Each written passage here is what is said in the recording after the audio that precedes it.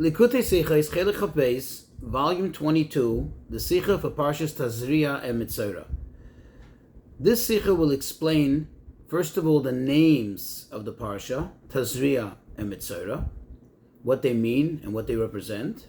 Also, the connection between these two Parshas, how they come together, and also how this connects to the idea, the concept of Mashiach and the Geula. For your information, we're going to skip chapter 5 and then from chapter 9 and on. Those are very vital, but just time doesn't allow to cover every single chapter. I would suggest very strongly that you take the time to study these. Just as an introduction, there are first of all three types of afflictions that are discussed in Tazria and Metzora. One is on the skin of a human. The second is a garment, leather garments. And the third, at the end of Parshas Metzora, the discussion about afflictions on the homes and the stone and the walls of the homes. Another thing that's worthwhile to familiarize ourselves with, there are three camps in the Jewish sector. Okay, this is based as when Bnei Yisrael were traveling in the desert. So you had Machane Shechina was the inner camp, that's where the Mishkan was, that's where the temple, the Mishkan and its courtyard. Around it, which is a secondary level of Kedusha, is Machane Levia, that's the camp of the Leviim, where Moshe Rabbeinu was and so on. And then you have the third camp, the outer circle, which is Machane Yisrael. Now, if somebody, for example, was Tomei Mace, meaning they came in contact with a dead body, of course, they were eliminated. They were not allowed to be in the inner camp, which is the highest rung, the highest level of Kedusha, which is Machane Shechina. However, a Metzora, the Torah tells us that Badad Yeshiv Mechutz LaMachane, that he has to sit isolated outside of all the camps, meaning even he's expelled not only from the Machane Shechina, from the camp that has the Shechina there, the holiness, the Beis HaMikdash, but not only from Machane Levia, but also from any Machane, meaning he's not allowed to be amongst any of the Jewish people. Another thing that's worthwhile to familiarize ourselves with, there are 4 different titles for the human being that we find throughout the Torah. And they represent various levels. The highest one is Adam. When a person is referred to as Adam, that represents, so to speak, the ultimate person. The ultimate person meaning the ultimate level of Kedusha, of holiness and spirituality. Then you have Ish, Gever, and Enosh. Let's get into the Sicha. So the Rebbe says that these two parshas, Tazria and Metzora, most years they come adjacent. They come together one another. Now, what is the connection between those parshas? It seems to be a very obvious connection. Why? Because in both of these parshas, there is discussion about more or less the same thing. Tazria, that is the first parsha, begins with the afflictions on the skin of a person. And Metzora discusses, most of it is a discussion of how one becomes pure, how one rids oneself from these types of afflictions, namely the ones on the skin of a person. Also, at the end of Metzora, there is the completion of the list of afflictions, as we mentioned in the introduction, and that is right at the end. It mentions discusses the afflictions, the negoyim of bias of the home. So this is obvious. This is understood. However, what we do need to understand is the following. Of course, it's known that the names of the parshas are not just merely identification means. Rather, the name of the parsha brings out the essence of the parsha. The name of the parsha actually tells us the theme of what the parsha is about in the most part. And therefore, the question is, it would seem that these two names, Tazria, Metzora, these two titles, actually do not fit in with the actual message of the parsha. Why is that? Number one, when you look at Tazria, what does the word Tazria mean? It says, Isha ki Tazria, a woman conceives, and then what does it say? V'yolda, she gives birth, meaning that it brings life. This is the beginning of life. But however, the question is, what is the connection to afflictions, which most of the parsha discusses? Moreover, if you think of it, Tazria actually, not only this doesn't seem to be a connection, it seems to be the opposite of what the entire parsha talks about. Why? Because like we said, Tazria means the beginning of life. This is the exact opposite of what the whole idea of Metzora is all about, because a Metzora, somebody who's afflicted with tzaras, actually by the Chazal is referred to as somebody who's like dead. He's chashuv kameis, he's considered as if he's dead to a great degree. So it's the opposite of life. Now another question, when we look at Parshas Metzora, let's look at that parsha. What does most of the parsha talk about? What is the bulk of the discussion of the parsha? About the purification process, meaning how one ceases from being a Metzora and one now becomes a non-Metzora. One is no longer affected by the impurities of tzaras. And yet the name of the parsha is Metzora. So this seems to be odd. It doesn't represent, at least not on the surface, what the parsha is discussing. Now,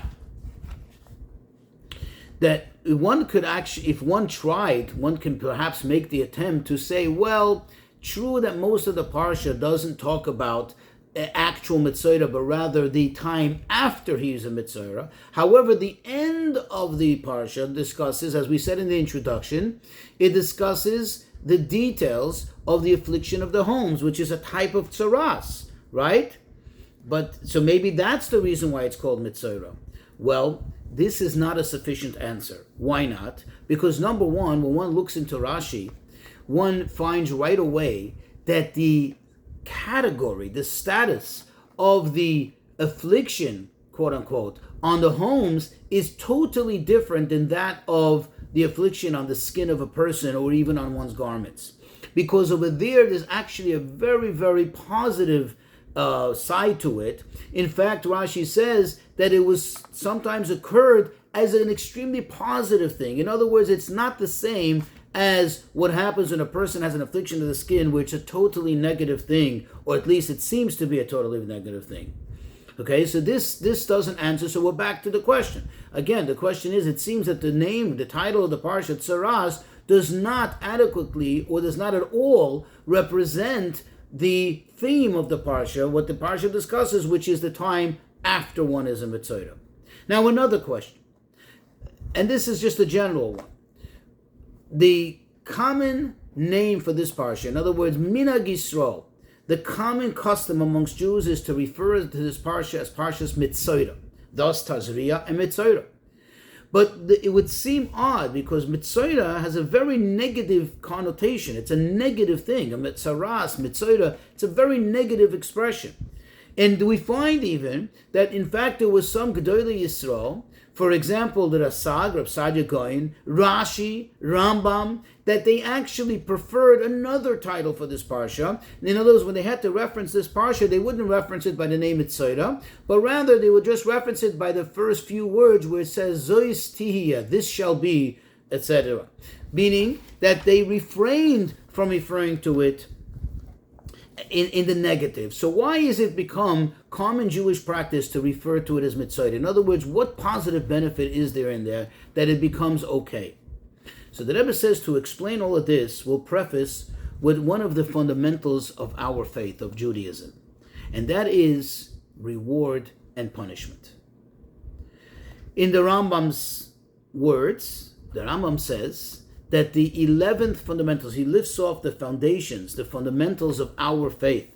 And he says the 11th one is that Hashem Yisbarach gives reward for people who do the mitzvahs, and unfortunately punishment for those who transgress his warnings, who go against his wishes. And he writes, what is the reward? What is the greatest reward? The ultimate reward is Olam Haba. And what is the greatest punishment that there can be? That is kares, unfortunately, when the soul gets cut off. Now, we know that the Torah is called Torah's Chesed. It's a Torah of benevolence, of kindness. And from this we can understand that even when the Torah gives punishment, even the punishments in the Torah are not for the purpose of punishing, so to speak, of getting back at the person, of hurting the person, but rather it is to correct, to refine the soul of the sinner, meaning to purify it, to rectify it. And we find actually an example for this in actual halacha. The halacha says, the Gemara says in Maseches Makkos, that all those that have committed transgressions which call for the punishment of kares, which is a very severe one, a person that would die young in the times of the Beis HaMikdash, and God forbid the soul gets cut off from Olam Haba, but anybody that has transgressed this type of transgression, but they have received malchus, if they receive the lashes, the full set of lashes, or that's up to 39 lashes, then they become exempt, meaning they've now, so to speak, paid their price, and they don't no longer deserve kares. So you see that the purpose is not to get back at the person and cut them off and hurt them, but rather to purify them. And if the person on their own, or on their own, so to speak, initiative, goes ahead and receives a even lighter punishment, that absolves them from the greater punishment. Thus, the proof that the Torah is not out to hurt the person, to get back at the person, to have them feel pain because of what they did, but rather to rectify them, to bring them to a better place. Now, although this is true, but in the reality is that when you look at most of the punishments in the Torah, we don't see this in the obvious, in the open. In other words, most punishments in the Torah seem to be very harsh, very severe, and we don't see an actual, so to speak, silver lining. We don't see the actual good that's in there. However, when it comes to tsaras, when it comes to this particular type of punishment, this particular type of affliction that we're discussing here, we actually do see the positive in it. We actually could see very vividly how this is actually a good thing, not a bad thing. And in the Rambam's words, the Rambam says that all these afflictions in the homes, in the clothing, and so on, he says this is not, quote, mimin hoga shel olam. This is not the normal practice of how nature works. This is not a normal standard thing. Rather, he says, this is like a wonder. This is like a miraculous thing that would occur only amongst the Jews. And he says this is for the purpose of to warn them, to have them refrain from speaking Lashon Hara. And he describes the process. One who talks Lashon Hara, first the walls of his house would start to change. If he changed his ways, then the house would become purified. Things would go back to normal. If, however, he continued or insisted on his wicked ways, to the point that he would have to destroy the stones in his home and rebuild, so to speak, a new wall, then it would move on to the leather garments that's in the home. And if even this won't help, then his own skin would start to change, meaning he would be afflicted with tsaras on his skin, and then he would have to be isolated and separated from everyone until he would learn to stop engaging in, this bad talk, the wicked talk as the Rambam discusses it, and he would stop talking Lashon Hara. So what do you see? That the fact that Hashem makes a change in nature, he actually veers off the course of nature and makes a wondrous thing, is not to hurt a Yid, is not to get back at a Jew, but rather to make the Jew, to bring him to a better place, to warn them, quote unquote, from speaking Lashon Hara, to have him refrain from engaging in bad talk. And Hashem does it first. He goes from light to heavy, meaning first, he doesn't afflict a person immediately. You see, if Hashem was out to hurt the person, he would go straight for the person and hurt him where it really hurts, on their skin, on their body, on their person. No, first he starts with the home, which is something private. It's actually not something which would actually even shame the person. Most people wouldn't even know about it, right? Because the home doesn't walk in the street. The home is something private. So it's still contained. And there, if you fix your ways, then it would go away. Then if that didn't help, then it goes to something more severe, to garments, which garments already are something external what people can see. And even if that didn't help, then it would go to the person's skin. So you see that Hashem does it all in a way to make the person better, to help the person, to make it not to punish him, not to get back at him, but rather that the person should improve the ways. Based on this, we can have a better appreciation and answer some of the questions we asked. Why is this parsha that talks about the affliction of the skin of a person, tsaras, why is it called Tazria? Because what is Tazria, as we said? Tazria means when a woman conceives And this triggers the beginning of life. This was what leads up to birth, right? Of new life. Likewise here. The idea of tsaras is not to hurt a person, is not to make them quote unquote like dead, but rather to trigger, quote, a new life of virtue without lashon hara, a restart, a refresh. And this is why it's called Tazria. Now, since everything in the Torah is a directive, Torah miloshin hira, that means every single detail, every single episode, every single idea in the Torah serves as a lesson, not just for itself, but for everything. Thus, since this mitzvah, as we just proved, since this mitzvah is precisely for the purpose not of hurting the person, and what we can see clearly and obviously, very vividly, that is for the purpose of helping the person, of making the person better, giving them a new life, of triggering it and bringing in a new era in the person's life, this serves as an example for all the other punishments in the Torah, that it tells us that those two are not for the purpose of hurting a person, but rather it is for the purpose of making the person's life better, quote, a new life, a better life. However, one can still ask the question, why did the Torah pick precisely this mitzvah, this punishment, or what seems to be a punishment? Why did it pick this one to be, so to speak, the poster child, to be the example for all the other punishments in the Torah, for all the other harsh, or what seems to be harshness in the Torah? Well, the answer is that but perhaps we can suggest, because since we said, as we quoted before, Metzora chashuv kames, that a Metzora is not just a punishment, it's not just an affliction, but the Talmud, the Torah, the Gemara equates it to being literally like dead. It's like a walking dead person, it's like a living dead. And also, the tsaras triggers one of the worst things possible, that a person becomes isolated. For a human being to be alone, to be isolated, is considered to be one of the most difficult things, one of the most challenging punishments. And since this, as we just explained, is proven to be not a punishment in itself, but rather it is for the purpose of good, this can tell us, this becomes very telling about all the other punishments in the Torah, which most of them are far less in severity than this. Now, just like in the revealed and the obvious, we just explained that this whole idea of the person becoming afflicted and their skin becoming afflicted with tsaras, and then they have to sit outside of the camp and be isolated from everyone, is really not a negative thing, is really not a bad thing, but it is for their good, that in order for them to stop speaking lashon hara and become a better person. This is also paralleled, this idea is also paralleled in Pnimiyus HaTorah, in the esoteric part of the Torah.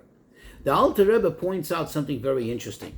When you look about in the Torah, where the Torah begins a discussion about saras in the skin of a person, it says, Adam kiyeh be'or b'sarei. A Adam who will be afflicted in the skin of his flesh will be afflicted with sapachas, with the various forms of tsaras. Notice that it uses the title Adam, and the Alter Rebbe explains why is it so. Because the Alter Rebbe says that only in somebody who's on the level of Adam, which is the highest possible level that a human being can be, in the most refined state, only in such a person would there ever be a possibility of mitzaras occurring. In other words, only somebody who is so refined, who is such a high level, would they be susceptible to haras if and in the event that they spoke some lashon hara. What is the reason? The Alter Rebbe explains, because if you look at the words, it says ki yeh be'or b'sarei, that there will be in the skin of his flesh, meaning on the most outer part of the person, there will be an affliction. Which this tells us, says the Alter Rebbe, that in his pnimius, meaning internally, the person is intact and the person is perfect. It's just in their external part of their body, that's where they have some blemish, and therefore it has to express itself in some kind of affliction in order to wipe it away. So Alter Rebbe explains This is also the reason why nowadays there is no such phenomena of tsaras, because nowadays, says the Alter Rebbe, quote, there isn't such a type of person, even the greatest tzaddik and somebody who's so good that he doesn't have even some little bad in their internal aspect of themselves, and therefore there's no reason for them to get affected on their external part when they have some bad insight. In other words, what the Alter Rebbe is saying is that the reason why the Torah uses the term Adam is to tell us that this is a person that is perfect on the inside, and in order for them to become also perfect on the outside, the Torah helps them the Torah triggers that by making this affliction on them. And therefore, this leads us again to the conclusion that it's all very, very good. It's a new birth. And this whole idea of this whole miraculous thing is only to help the person come to a better place, but it's only on their superficial part, on the outer part, not on the inner part. Now, says the Rebbe, will also appreciate and understand why the second parsha is called Metzora. You see, remember the question was, this speaks about his purification, not when he's in his status of Metzora. So why is it called Metzora? So the Rebbe explains, because when you look at it, we need to understand it correctly. The idea of the parsha, meaning the ideas that are discussed in the parsha, the person becomes pure, the person becomes relieved of the impurity of the tumah, says the Rebbe, it's not that once you start the process as described in the parsha, then you're becoming pure. In other words, till now you were tamei, and now when you do such and such, then you become toher. Says the Rebbe, no. Really, what it's telling us is that all along, Metzora, when the person was Metzora, they were in a process of becoming pure. They were already in a process which was a continuous process of them becoming pure and better. It's just now the finishing touches is, so to speak, what the Torah describes in doing this with the bird, with the blood, and so on and so forth.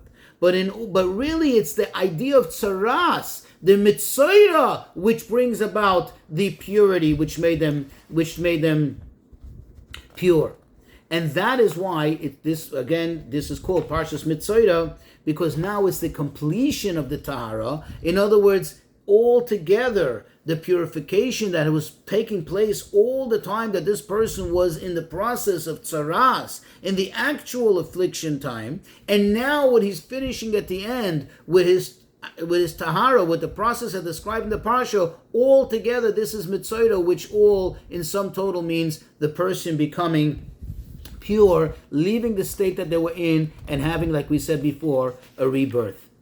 Now, till now we discussed about an individual Jew who may have been afflicted by tsaras. Says the Rebbe, now will apply it to the generality of Am Yisrael, because every single portion, every single thing in the Torah applies not just to an individual or a certain individual case or episode that's being discussed, but rather it applies to all Jews at all times. So the Rebbe says this concept of Tazria Metzora applies to us, especially now as we are in Golus. In Golus, we are like in a state of Bodod Yeshev Mechutz Lamachna, that we're like sitting isolated outside of our camp. We're not where we really belong. We're not where we really want to be. And it looks like in the surface, it seems like a very bad thing. We want to get out of here. But the truth is that this is all an idea. This is all a concept of Tazria, of the like the woman who's conceiving. This is all our avodah now during the time of Golus, is to lead us to that rebirth, is all putting down the seeds for the ultimate birth that will come when the Geula comes, and all the revelations that will be then when the Geula comes will all be a result, not in spite of, but because of all the avodah that we've accumulated, all the accomplishments that we've accumulated throughout the time of Golus. And this is our avodah, says the Rebbe. Our avodah is to bring together Tazria and Metzora. And that's why most of the times, most years, Tazria and Metzora come together. Our avodah is to bring down the Tazria. To connect the Tazria, which is the phase of conception, of putting down the seeds, of beginning the process of the birth, which is all the time of Golus, and connect it to Metzora, which again, like we said, Metzora means when Mashiach comes, it's not that then we're going to become pure, that then there's going to be the revelations, that then the avodah is going to be meaningful. But rather, then we're going to realize how all along, everything we did, just like in the idea of Metzora, all the time, everything throughout the time of Galus was all really part of what we're going to experience then, or let's say enjoy then the revelation of. But really it was happening all along. In other words, the Geula is ticking slowly but surely, is happening now. We just cannot see it yet until the ultimate time comes.